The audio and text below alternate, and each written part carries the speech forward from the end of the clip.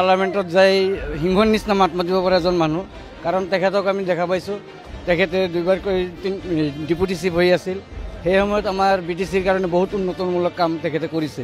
কেম্পাছৰ লগত কণ্টেষ্ট থকা ব্যক্তি আমাৰ মানে 1 নং কোকৰাঝাৰ সমষ্টিত নাই বুলিও ক'ব পাৰি। কাৰণ ট্ৰেক্টৰৰ পাম নাই, গতিকে ট্ৰেক্টৰ আমাৰ অজনজাতীয় লোকৰ কাৰণে এটা ভয়ানক বীজ বুলি ক'ব পাৰি। গতিকে ট্ৰেক্টৰৰ লগত বা কোনো কেণ্ডিডেটৰ লগত তেখেতৰ মানে কোনো কণ্টেষ্ট হ'ব বুলি মই নাভাবোঁ। যথেষ্ট শিক্ষিত মানুহ আৰু তেওঁৰ দৰে এজন শিক্ষিত মানুহ যদি দিল্লীৰ পাৰ্লামেণ্টত যায়, আমি ভাবোঁ নিশ্চয়কৈ ৰাইজৰ যিবিলাক অভাৱ অভিযোগ, সেই অভাৱ অভিযোগবিলাক তাতে নিশ্চিতভাৱে দাঙি ধৰিব পাৰিব।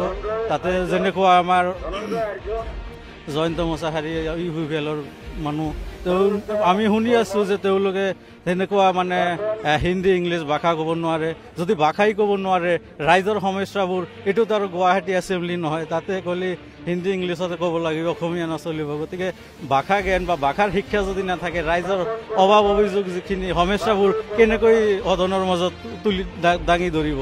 গতিকে সেই ক্ষেত্ৰত আমি ভাবোঁ আমাৰ খাম্বা বৰগোহাঁই ছাৰ যথেষ্ট শিক্ষিত মানুহ। তেখেতে সুদীৰ্ঘ BTC সৃষ্টি হোৱাৰ পৰা তেখেতে অতপ্ৰত লাগি আছে। 3টা টাৰ্মছ তেওঁ ডেপুটি চিফ আছিল। তেওঁ যথেষ্ট এজন বিজ্ঞ মানুহ, তেওঁ যথেষ্ট এজন শিক্ষিত মানুহ। আৰু তেখেতৰ উদ্দেশ্য এটাই, যিহেতু এই উত্তৰ অঞ্চলৰ BTCটো তেওঁলোকে নিজে স্বাক্ষৰ কৰি আনিছে আৰু তেওঁলোক উন্নয়নৰ ক্ষেত্ৰত যথেষ্ট তেওঁলোকৰ ভূমিকা আছে। তেনেকুৱা মানুহ যদি জয়যুক্ত হ'ব পাৰে, তেন্তে দেশৰ কাৰণে ভাল হ'ব, আমাৰ BTCৰ উন্নতি হ'ব।